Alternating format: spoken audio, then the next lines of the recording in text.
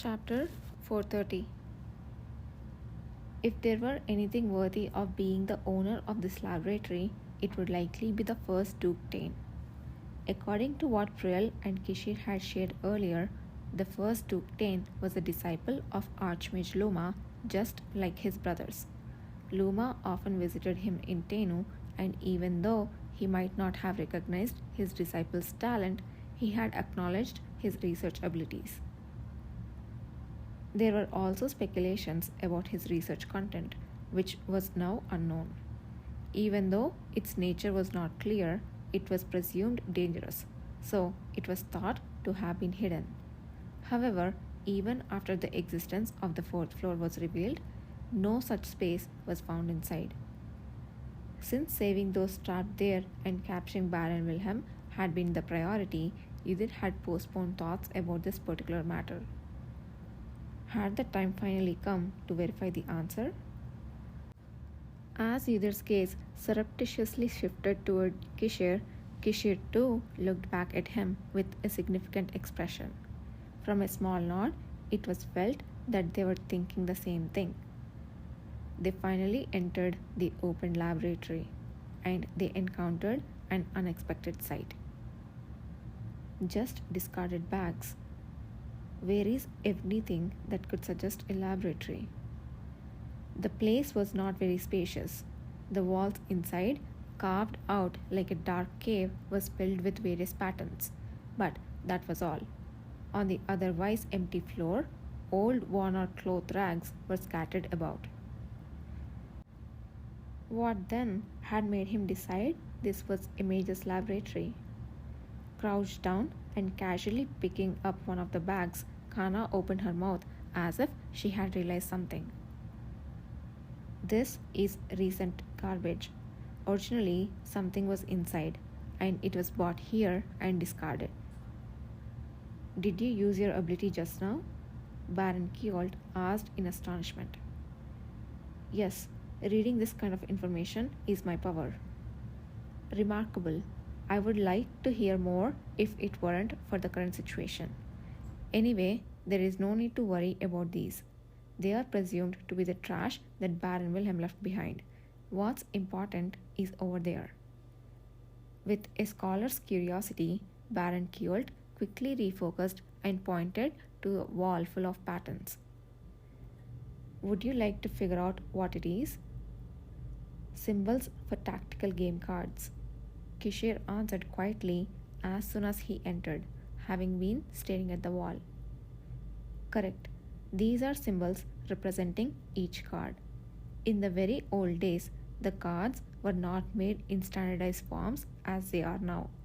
Any material marked with those symbols became that card.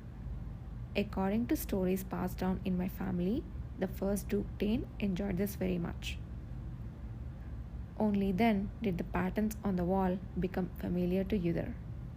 Although adorned with many decorative elements, they were indeed in almost the same form as the symbols carved on the underside of the tactical game card. After scanning all of them, Uther noticed something strange. The game uses a total of 24 cards. The symbol drawn here are also 24, the same, but why are the numbers of types slightly different? Tactical games used 24 cards of 8 types. The most numerous common cards, Jung, were 10, followed by 5 different cards with 2 to 3 each, and 2 cards controlling the game representing the ruler. However, the symbols on the wall diverged slightly from these established rules. Some types were represented by 4 cards, while others just had 1. Baron Wilhelm likely discovered this place but probably didn't think much of these symbols, using it merely as a secret storage. Those who might have known about this place before also seem not to have delved deeply into this particular aspect. However, Baron Kiolt, who had a deep interest in history and had been conducting research, recognized it as an old military cipher at a glance. It's a code used a long time ago. If you decipher it, it means written the king in his entirety, he said. Here, there is only one piece of the king's card imam, but when only one piece of the priest card shen remains, it can temporarily become imam. That's right. And here, there are only two of the priest cards drawn instead of the original three.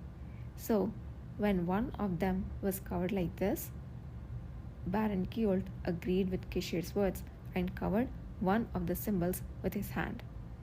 At that moment, the symbols, filled with the blood from the wound of his hand, emitted light, and the inside, which had appeared empty like a storeroom, suddenly vibrated without a sound.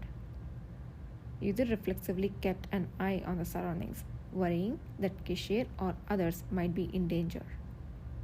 Moments later, facilities that had not existed just before appeared before their eyes.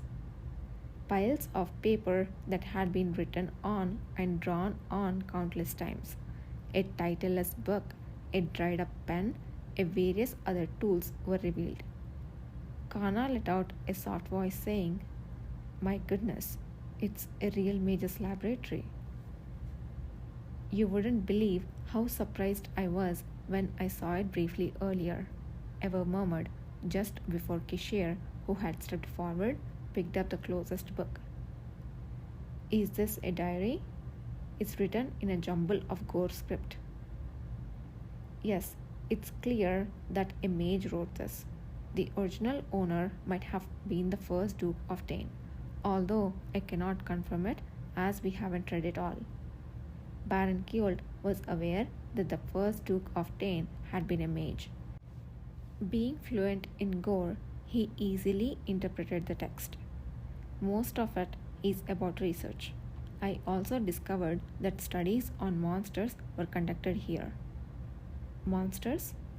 The majority of these piled papers contain drawings that describe observed monsters. It seems like captured monsters were likely kept and studied in this dungeon. Interesting. Glancing at the heap of rolled up paper, Kishir nodded. The dungeon's secret was finally being uncovered.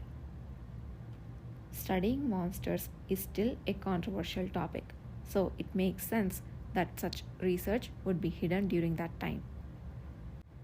Enon had mentioned that the Archmage Luma had been secretly researching ways to manipulate time. If the one who conducted research on monsters here was the first Duke of Tain, it seemed unlikely that there was any connection between the two. It was slightly disappointing as Yudir had hoped to learn much more about Luma's research. For now, I will have to inform Enon. What was the purpose of this research, according to the text? Kishir, who had been flipping through the diary, then asked. If someone went to the lengths of keeping it a secret, they must have had a particular goal in mind. Well, there was a section that could be speculated upon, but it seemed rather absurd to me, so... Baron Kiolt didn't continue, thinking that he might have misinterpreted the text. At that, Kishir requested to see the specific page. The Baron handed the book to Kishir, who opened it to the designated page. This is the section I'm referring to. Although the hastily written words mixed with gore rendered the page unreadable for Yudir, Kishir scanned through it with a calm and swift gaze. If we can discover the origin of these accursed beings, time that doesn't flow backward may also become an ally. Do you not harbor the same question and wish? When I asked this, my spiritual father gave no reply. Is this the section you mean? Yes, that's almost as much as I could interpret as the objective of the research. Baron Kiolt, unable to suppress his admiration, responded to Kishir's smooth reading of the Gore text. It certainly is somewhat absurd, as you say. What do you think, my assistant? Yudir? Turning his head as usual to inquire about his assistant's opinion, Kishir called out the name with a strange look in his eyes. Until that moment, no one had paid any attention to the dark haired man standing behind Kishir, but now all eyes were fixed on him. Pardon? Yudhir finally snapped back to the reality and responded. At a glance, his face seemed unchanged, but Kishir alone discerned a slight tremor in his gaze. How does this discussion appear to you, Assistant? I don't know much about magic, so it's difficult for me to comment. I see, very well. Kishir closed the journal he was holding. Kana, what kind of information have you been able to gather here? So far, I haven't found anything noteworthy. This place was hidden by magic for so long, that's probably why. Kana shook her head, clearly disappointed. I see. Then, Baron Kiolt, we will be busy going forward, but you are the only one I can entrust with keeping an eye on this place. Would it be alright if I take this journal first for further examination? I find it personally intriguing. Of course, I would be honored. As a scholar, it's something I have wanted to ask for myself. If I find any new information from the objects here, I will let you know.